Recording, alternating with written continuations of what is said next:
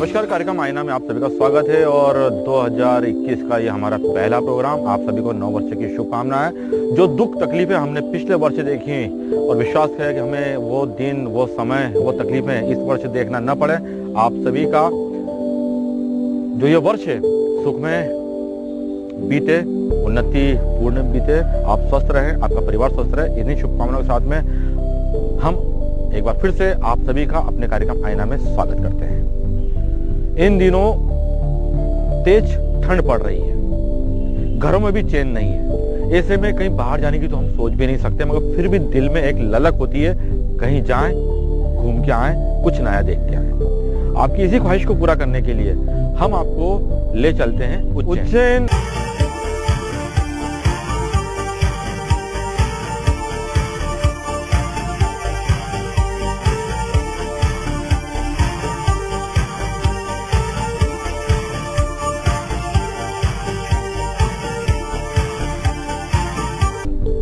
एक धार्मिक शहर है और प्राचीन मान्यताओं के अनुसार एक तांत्रिक शहर भी है। यहाँ पर कदम कदम पर आपको अबुझ मंदिर मिलेंगे, एक से एक आपको संरचनाएं मिलेंगी जिनको देखकर आप दांतों तले। उज्जैन में कदम कदम पर एक से एक मंदिर हैं। सोचना पड़ता है कि हम कौन से मंदिर में जाएं, कौन से मंदिर में न जाएं। अब चूंकि नया वर्ष लागू हो चुका है तो नव वर्ष के इस प्रथम अंक में हम आपको लिए चलते हैं उज्जैन के एक प्रसिद्ध शनि नवग्रह।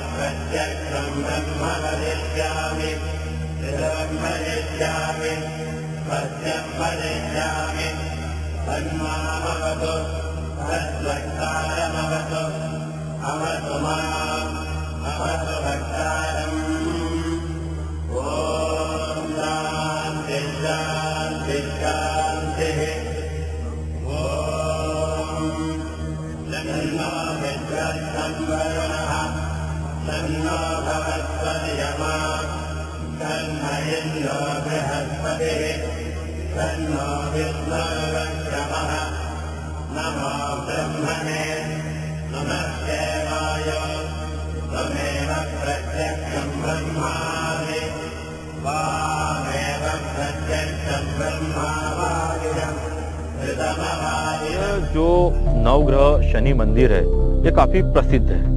यहाँ पर नवग्रहों की शांति के लिए अनुष्ठान किए जाते हैं। देश के कोने कोने से ही नहीं, अपितु विदेशों से भी लोग यहाँ पर नवग्रह शांति के लिए अनुष्ठान करवाने के लिए आते हैं। और विशेषता यहाँ की यह है कि नवग्रह अलग अलग गर्भगृह में स्थापित है और उनके ग्रहों की रंग और राशि के हिसाब से ही उनके स्थापना कक्ष को रंग दिया गया है। अमूमन इस उज्जैन के शनि नवग्रह मंदिर पर पांव रखने की जगह नहीं होती है, मगर अभी चूंकि कोविड-19 का प्रोटोकॉल चल रहा है, इस कारण यहाँ पर श्रद्धालुओं की संख्या सीमित है।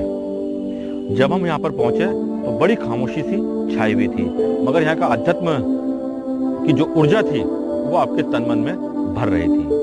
आप जैसे इस मंदिर के प्रवेश द्वार से अंदर प्रवेश करते हैं, आप एक तिलस्म सी दुनिया के अंदर पहुंच जाते हैं। आपको यहाँ की कही हुई, सुनी हुई, पढ़ी हुई कई कहानियां अचानक से याद आने लगती हैं।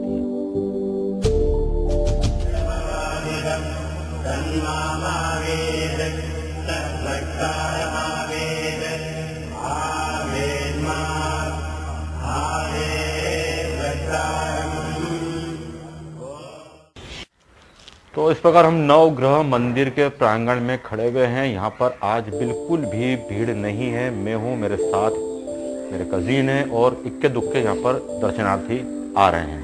अमूमन इस मंदिर के अंदर यानी कि इस नवग्रह मंदिर जो उज्जैन में स्थित है, यहाँ पर हमेशा भीड़ बनी रहती है, मगर कोरोना काल के चलते हुए और किन्हीं और कारणों से आज यहाँ पर भीड़ न के बराबर है। इस कारण हम आपको इस मंदिर के दर्शन बड़े तल्लीनता के साथ में करवाते हैं। जैसे कि आप देख पा रहे होंगे कि ये हमने अभी केतु मंदिर, केतु ग्रह को हमने यहाँ पे स्थापित देखा। और इस प्रकार यदि हम आगे की तरफ चलते हैं तो ये गुरु ग्रह की मंदिर की स्थापना यहाँ पर है।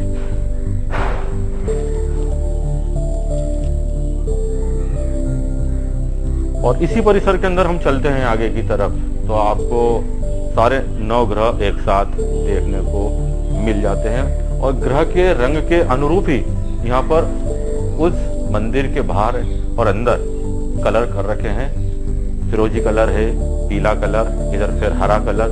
इस प्रकार जो 9 ग्रहों के जो रंग होते हैं उन्हीं रंगों के आधार पर यहाँ पर उनको एक कलर कर रखे हैं। इधर बुध ग्रह की स्थापना यहाँ पर है। और आगे की तरफ यदि हम चलते हैं तो आपको ये शुक्र ग्रह के दर्शन हो जाते हैं। आपको ये मंदिर काफी अंदर से बड़ा है और इसको सफेद रंग से रंगा गया है।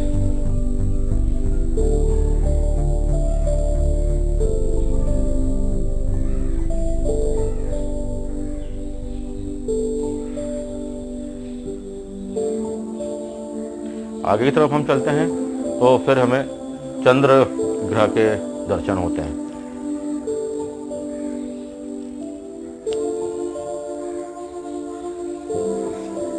इस मंदिर में विक्रमादित्य जी की तस्वीर के साथ में यहाँ पर 8 ग्रह स्थापित हैं। चंद्र ग्रह, मंगल ग्रह, बुध ग्रह, गुरु ग्रह, राहु ग्रह के साथ साथ यहाँ पर केतु ग्रह के मंदिर और स्थान स्थापित है, जिनको यहाँ पर देवता के स्वरूप में पूजा जाता है और मान्यताएं मांगी जाती है। इस प्रकार सारे 9 ग्रह आपको एक ही मंदिर, एक ही परिसर के अंदर देखने को मिल जाते हैं।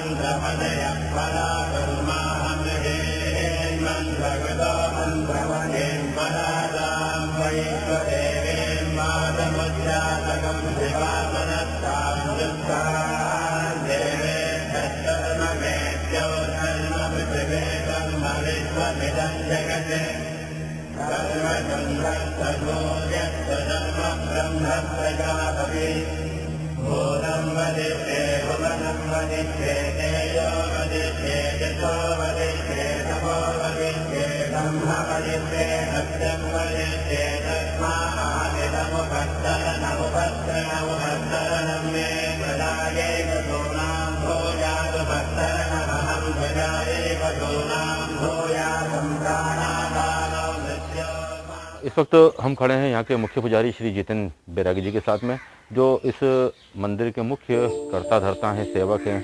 हम आपसे मिलकर जानना चाहेंगे इस मंदिर की पौराणिक बातें, इस मंदिर में होने वाले उत्सव के बारे में और इस मंदिर के महत्व के बारे में। जी, ये जो मंदिर में आप देख रहे हैं ये राजा विक्रमादित्य के समय का मंदिर है। जो राजा विक्रमादित्य उज्जैन नगरी के एक समय में राजा हुआ करते थे, उज्जैन नगरी के, उसी समय राजा विक्रमादित्य को 7.5 लगी थी। 7.5 लगने पर उन्होंने अनेक प्रकार के कष्ट भोगे। जिन्होंने जिस समय 7.5 लगी उस समय उनका राजपाट चला गया था। राजपाट जाने के पश्चात उनको एक तेली के घर पे नौकरी करना पड़ी। चोरी का कलंक लगा। चोरी के कलंक के कारण उनके हाथ पैर कटा दिए गए। उनको अनेक कष्ट भोगना पड़े। जब सारे कष्ट पूर्ण होने के बाद 7.5 जब समाप्त हुई, तब राजा विक्रमादित्य को पता चला कि 7.5 क्या होती है। तब उन्होंने, राजा विक्रमादित्य ने उज्जैन नगरी आके 9 ग्रह देवताओं का आह्वान करा। आह्वान करके यहाँ पे उनको सभी को बुलाया। तब 9 ग्रह देवता उनके कहने पे यहाँ प्रकट हुए और स्वयंभू रूप में विराजमान हुए। यहाँ पे 9 ग्रह देवता जितने विराजमान है, सबका अपना अपना एक गर्भगृह है। गर्भगृह के साथ सारे स्वयंभू रूप में विराजमान है, शिव जी के रूप में। साथ में राजा विक्रमादित्य ने उनकी दशाओं का पूजन किया। दशाओं का पूजन यहाँ के सिवा पूरी पृथ्वी पे कहीं नहीं किया जाता है। यहाँ पे सभी ग्रह जो है उनके दशाओं के साथ में विराजमान है। इसमें शनि महाराज जी की 2 प्रकार की दशा होती है, 7.5 वर्ष के लिए, 2.5 वर्ष के लिए। तो यहाँ पे दोनों रूप की दशा विराजमान है। साथ में गणपति महाराज, यदि अपने कष्टों के लिए कोई पूजन किया जाता है तो सर्वप्रथम आराधना गणेश जी की जाती है, इसलिए यहाँ पे शनि देव के साथ में गणेश जी विराजमान है। और दशाओं का पूजन किया जाता है, इसलिए दशाओं पे कंट्रोल, दशाओं के ऊपर नियम के अनुसार जो भी प्रभाव रिया करे उसके लिए हनुमान जी को उन्होंने दशाओं के ऊपर स्थान दिया है, ताकि हनुमान जी का स्थान सर्वप्रथम हो और उनके दर्शन मात्र से शनि के सारे कष्ट जो लोगों को लगते हैं, लोग जो पीड़ित होते हैं, वो हनुमान जी और शनि के दशाओं का दर्शन करके अपने कष्टों का निवारण कर सके। अगर हमें बैरागी जी इस शनि नवग्रह मंदिर और खासकर शनि महाराज के बारे में काफ़ी विस्तार से बता रहे थे, अब थोड़ा सा हम आपको यहाँ का परिसर दिखला दें। आप देख सकते हैं पृष्ठभाग के अंदर आपको नवग्रह मंदिर का प्रवेशद्वार नजर आ रहा है, जहाँ पर भक्त अब धीरे धीरे आने लगे हैं। और यहाँ पर यह सभा कक्ष है, मंडप है, जहाँ पर धार्मिक कार्यक्रमों का आयोजन किया जाता है। सिंहस्थ में और अन्य धार्मिक पर्वों के अवसर पर यहाँ पर पांव रखने की जगह नहीं मिलती है, मगर आज हम पर नवग्रह की कृपा है कि आज हम बड़े शांति के साथ में यहाँ पर इस मंदिर को फिल्मांकन कर रहा हूँ। पीछे आप देख सकते हैं वानर सेना बाकायदा यहाँ पर घूम रही है और वो अपने यहाँ पर होने का पूरा संकेत भी दे रही है। और इस तरफ हम देखें तो इधर आपको शिप्रा नदी के दर्शन होते हैं।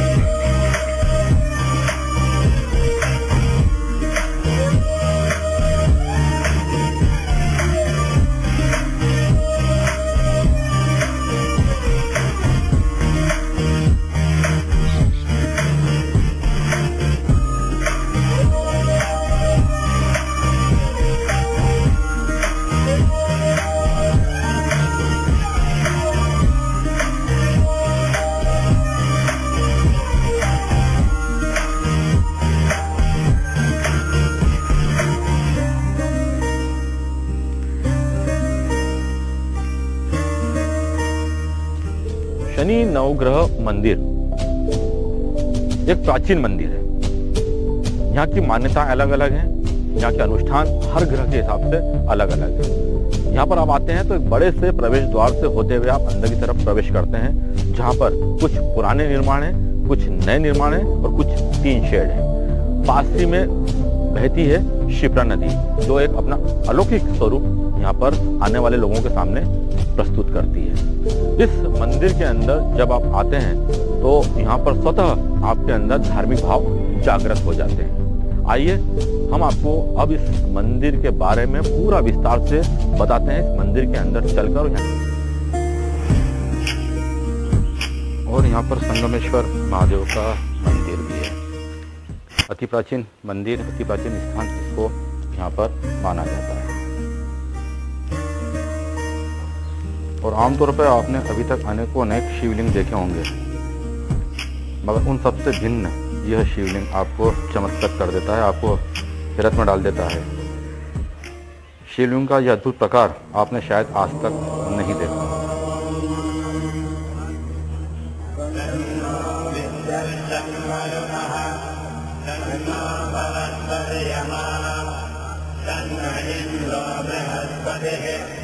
नमो विष्णुरुक्रमः नमो ब्रह्मणे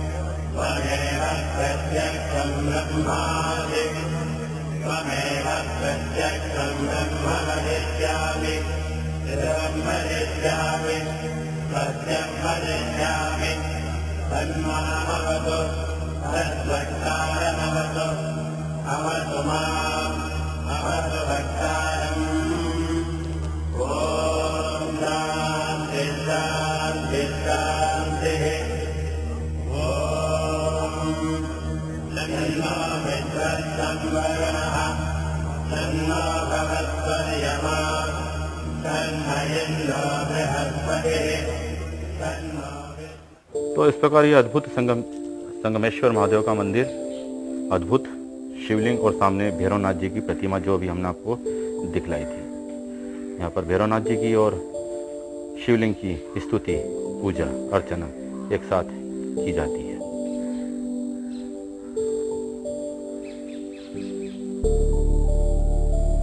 और एक विशाल वटवृक्ष भी यहाँ पर लगा हुआ है जिसके नीचे कई धार्मिक मूर्तियाँ स्थापित हैं। यहाँ पर भी मान्यता है कि आपकी जो मन्नत है, जो पूजा है और जो नवग्रह के प्रतीक हैं उनको स्वरूप यहाँ पर इनकी पूजा की जाती है। देख सकते हैं आप, इनके ऊपर काफ़ी तेल चढ़ा हुआ है।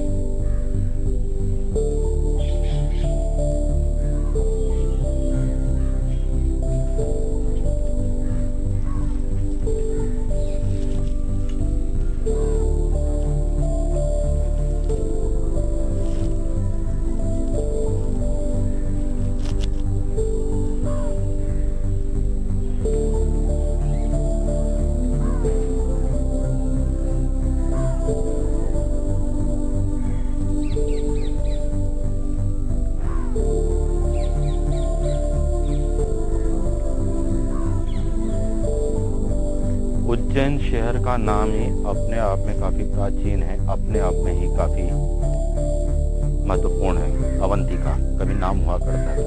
यहाँ पर कदम कदम पर आपको एक से एक प्राचीन अद्भुत मंदिर देखने को मिलेंगे। राजा विक्रमादित्य की कहानियाँ सुनने को मिलेगी।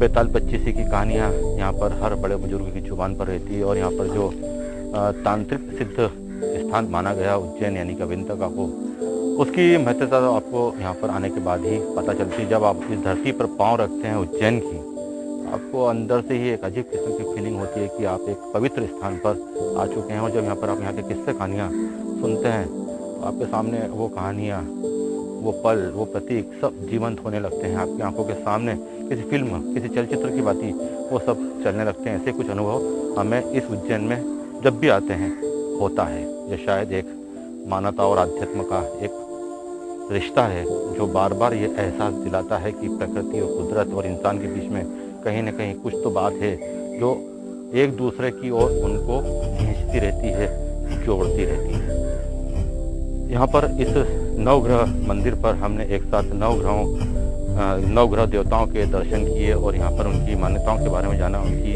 कथाओं के बारे में जाना, उनके होने वाले धार्मिक कार्यक्रमों के बारे में जाना। तो इस वक्त हम हैं उज्जैन के अंदर पवित्र और प्रसिद्ध नवग्रह मंदिर परिसर में।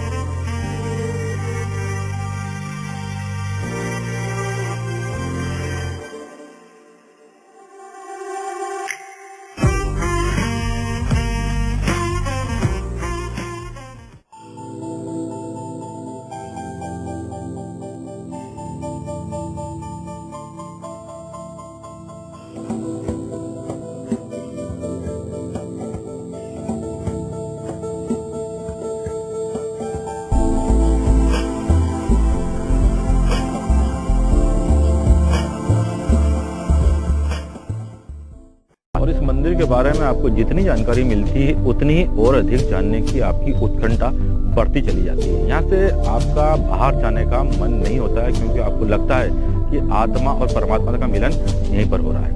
ये उज्जैन की एक विशेष धार्मिक भूमि शनि नवग्रह